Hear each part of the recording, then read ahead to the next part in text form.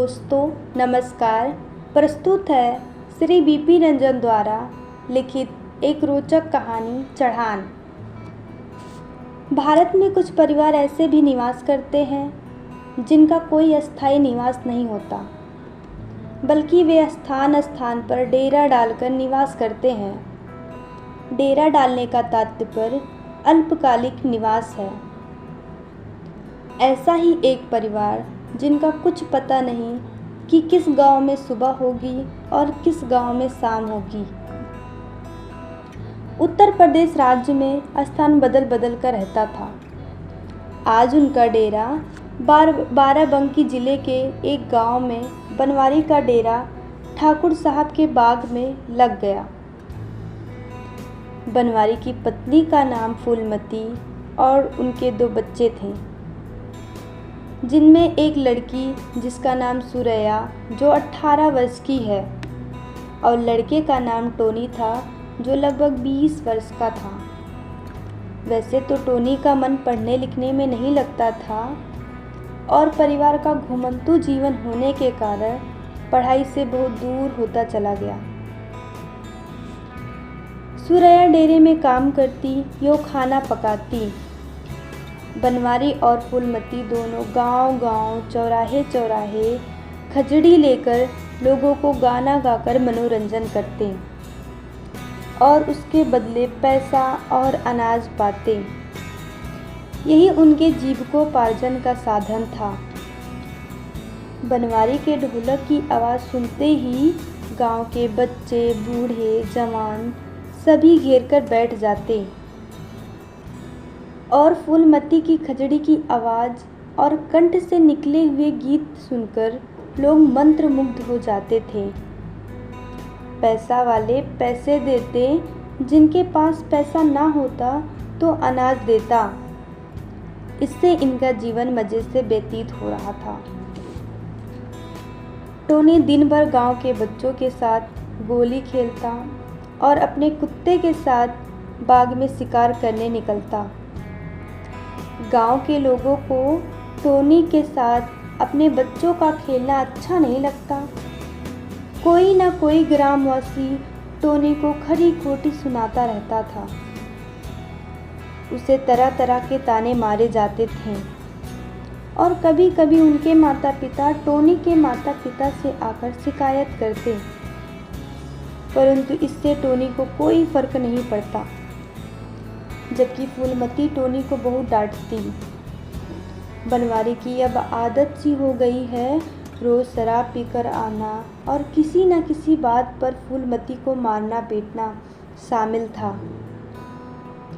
शराब का नशा उखड़ते ही बनवारी इतना सीधा हो जाता कि जैसे वह सब कुछ भूल गया है, और जब फूलमती उसे डांटती तो वह फूलमती की खुशामद करने के अलावा कुछ बोल नहीं पाता था। फूलमती की ऐसी खुशामद करता कि फूलमती अंत में प्रसन्न ही हो जाती। पिता की आदत देखकर टोनी को भी शराब की लत लग गई। पहले तो वह चोरी छुपके पीता था, परंतु अब खुलेआम पीकर डेरे में आता। उसके इस हरकत से फूलमती बहुत दुखी रहने लगी। टोनी को बार बार समझाती, परंतु टोनी के ऊपर इसका कोई असर न पड़ता, बल्कि टोनी की गतिविधि बढ़ती ही गया। इसके अलावा टोनी की यह भी कार रहता कि अपने कुत्तों के साथ जाता और घंटों कलाबाजियाँ करता। टोनी का कुत्ता टोनी को पाकर खूब चौकड़ी मार मार के तमाशा दिखाता। एक दिन की बात है कि टोनी पड़ोस के मदन दादा के यहाँ टीवी देख रहा था और उस टीवी में प्रोग्राम के रूप में भारत के विभिन्न क्षेत्रों से इंडियन आइडल में युवकों और युवतियों द्वारा संगीत के क्षेत्र में अपने प्रतिभा को आजमाने के लिए प्रतिभाग कर रहे थे। जजेस द्वारा कुछ को सिलेक्ट कर लिया जाता और बहुत लोगों को रिजेक्ट कर दिया जाता था।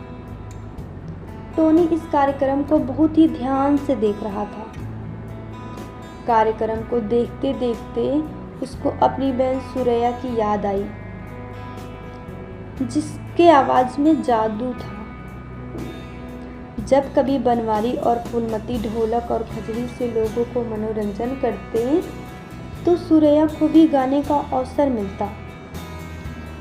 सुरैया जब गाना गाती तो तालियों की गड़गड़ाहट से पूरी महफिल गूंज उठती और इनामों के बौछार होने लगते थे। सुरैया की सादगी और सरलता पर लोग मंत्रमुग्ध हो जाते थे। टोनी को लगा कि सुरैया को इंडियन आइडल कार्यक्रम में अपनी किस्मत को जरूर आजमाना चाहिए। टोनी ने कार्यक्रम को बीच में ही छोड़कर सुरैया के पास आया और सुरैया को पूरी बातें बताई। यह जिद करने लगा कि छोटी, तुमको भी इस कार्यक्रम में अपनी किस्मत को आजमाना चाहिए। सुरैया ने टोनी की बात अनमने भाव से टालना चाहा, परंतु टोनी के चेहरे की गंभीरता और उसके आंखों की चमक देखकर सुरैया को ज्ञात हो गया कि इस बात को लेकर भैया सचमुच गंभीर हैं। तो सुरैया ने हामी भर ली, परंतु संदेह के भाव से सुरैया ने कहा कि भैया, उसके लिए हम लोगों के पास पैसे कहाँ से आएंगे। टोनी ने कहा कि छोटी, इसके लिए तुम्हें तनाव की ज़रूरत नहीं है, मैं कहीं से भी इसकी व्यवस्था ज़रूर करूँगा। जब बात बनवारी और फूलमती को पता चला तो बनवारी ने कहा कि टोनी, यह बड़े लोगों का खेल है, ये तुम लोगों की बस की बात नहीं है। टोनी ने गंभीरता से कहा कि इसमें अपनी किस्मत आजमाने में हर्ज ही क्या है। बनवारी ने गुस्से से कहा, पैसा फूकने का क्या मतलब निकलेगा जब वहाँ कुछ होने वाला नहीं है। फूलमती ने पति को समझाते हुए बोलती है, यदि बच्चे अपनी किस्मत को आजमाना चाहते हैं तो जाने दीजिए। बनवारी ने उग्र भाव से बोला कि मैं तो एक पैसा देने वाला नहीं हूँ, अगर तुम लोगों की यही मर्जी है तो जाओ। कहता हुआ बाहर निकल गया। फूलमती ने सुरैया की तरफ देखा तो उसके आंखों में आंसू थे। फूलमती ने कहा कि बेटी, तुम वहाँ जाओ, मेरा दिल कहता है कि तुम उसमें सफल जरूर हो जाओगी। और सुरैया को गले से लगा लिया। इंसान जब भी किसी बात का संकल्प लेता है तो उसे कई परीक्षाओं से होकर गुजरना पड़ता है। टोनी और सुरैया इसके अपवाद नहीं थे। सबसे पहले उनको एक मोबाइल की ज़रूरत थी जिसे देखकर और सुनकर सुरैया अभ्यास कर सके, परंतु इसके लिए उनके पास पैसे ना थे। मोबाइल के लिए 10 से 12 हज़ार की व्यवस्था करना टोनी के लिए समस्या थी। उसने सुरैया से बताया कि छोटी, कहीं से मैं मोबाइल की व्यवस्था करूँगा, क्योंकि समय बहुत कम है, इसमें अभ्यास की ज़रूरत है। टोनी ने अपने पिता से पैसे मांगा, परंतु उन्होंने इनकार कर दिया कि मेरे पास पैसे नहीं हैं।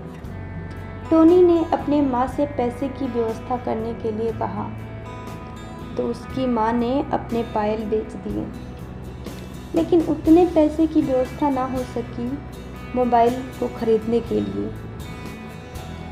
टोनी को कई लोगों से उधार मांगने की कोशिश किया, पर कोई देने के लिए तैयार नहीं हुआ। टोनी संघर्ष करता रहा और उसे समझ नहीं आ रहा था कि कैसे व्यवस्था करे। टोनी एक सेठ भुवन के यहाँ गया। भुवन सेठ की एक समस्या थी कि कई टन अनाज के बोरों को एक गोदाम से दूसरे गोदाम तक पहुंचाना था। भुवन सेठ ने टोनी को एडवांस में पैसे देने के लिए तैयार हो गया। पैसा देते हुए काम को जल्दी करने का निर्देश दिया। टोनी ईमानदारी से परिश्रम करना शुरू किया। उसने सबसे पहले पैसे को पाकर सुरैया के लिए लाकर मोबाइल दिया तो सुरैया खुशी का ठिकाना न रहा और वह दिन रात लगकर सुर ताल लय से अभ्यास करने लगी। इस अभ्यास में इतना मगन थी कि खाने पीने तक का होश ना रहता। इधर टोनी एक गोदाम से दूसरे गोदाम तक दिन रात लगकर भूख प्यास से व्याकुल होकर काम करता रहा। इसी परिश्रम का प्रतिफल था कि टोनी जल्दी ही गोदाम को खाली करके दूसरे गोदाम में रख दिया। सेठ भुवन ने टोनी के परिश्रम को देखकर बोला कि टोनी बेटा, तुमने तो बहुत ही कम समय में इस कार्य को कर दिया। इधर बनवारी के रोज रोज शराब पीकर आने से टोनी को बहुत बुरा लगता है। पिता के करतूतों के कारण गांव के लोग पसंद नहीं करते थे, इसलिए डेरे को 2 जगह बदलना पड़ा।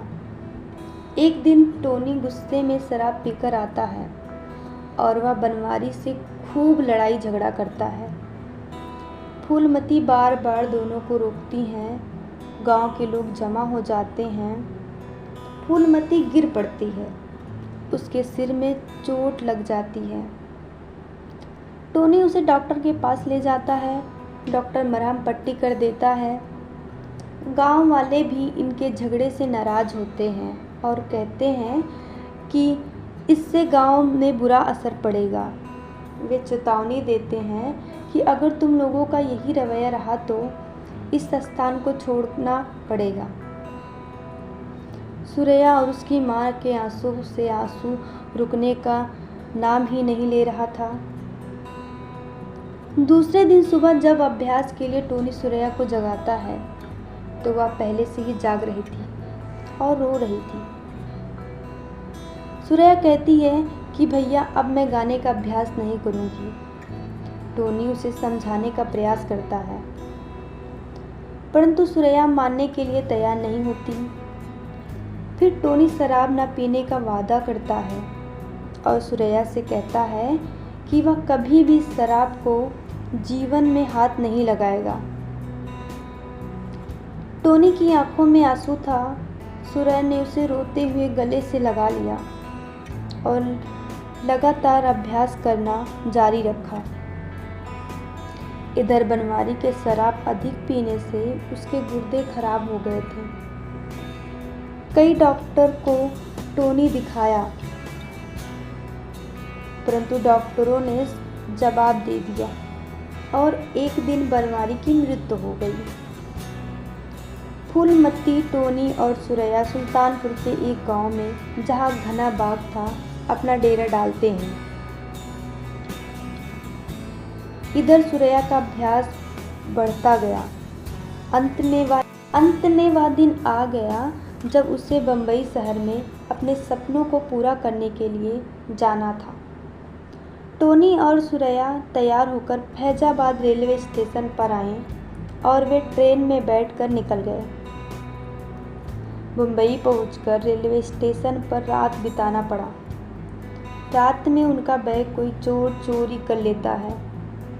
बैग में रखे कपड़े और पैसे सब गायब हो जाते हैं, जिससे उनके पास खाने और किराए के लिए पैसे नहीं रह जाते हैं।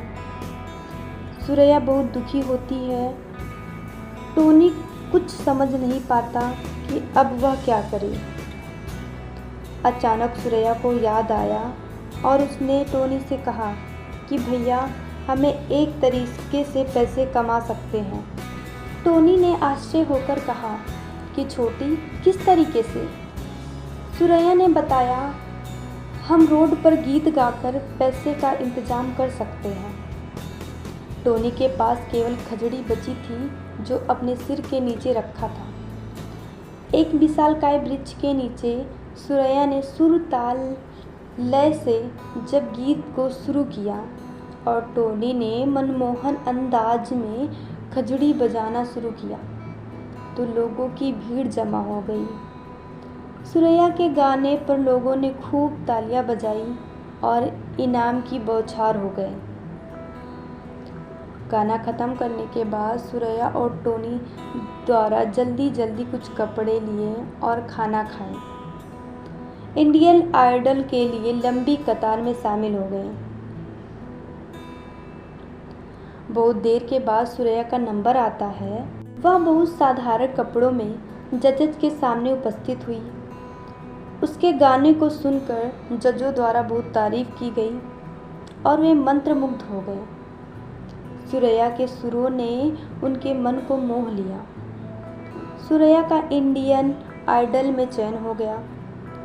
सुरैया से जब जज द्वारा पूछा गया कि यहाँ तक पहुँचने में सबसे बड़ा हाथ किसका है, तो सुरैया द्वारा आंखों में आंसू लिए बताया गया कि यहाँ तक पहुँचाने का सहयोग मेरे भैया का है। यह सुनकर टोनी की आंखों में आंसू आ गए। पुनः सुरैया को 2 महीने बाद बुलाया गया। उसका प्रशिक्षण शुरू हो गया था। टोनी द्वारा सुरैया से हमेशा बात करके उसका प्रोत्साहन किया करता था और अंत में सुरैया का प्रशिक्षण भी पूरा हो गया। लोग उसके आवाज़ के दीवाने हो चुके थे। सुरैया ने कई फिल्मों में गीत गाया और खूब पैसा और नाम कमाया। अब बम्बई में उसकी माँ और टोनी सुरैया के साथ रहने लगे। सुरैया के पास नाम था, प्रसिद्धि के साथ साथ घर और गाड़ी की कमी ना थी। सुरैया का नाम संगीत की दुनिया में बहुत अदब से लिया जाता था। दोस्तों, इस कहानी में अंत तक बने रहने के लिए आपको बहुत बहुत धन्यवाद। यदि कहानी अच्छी लगी हो तो सब्सक्राइब करना और बेल आइकन को दबाना ना भूलें।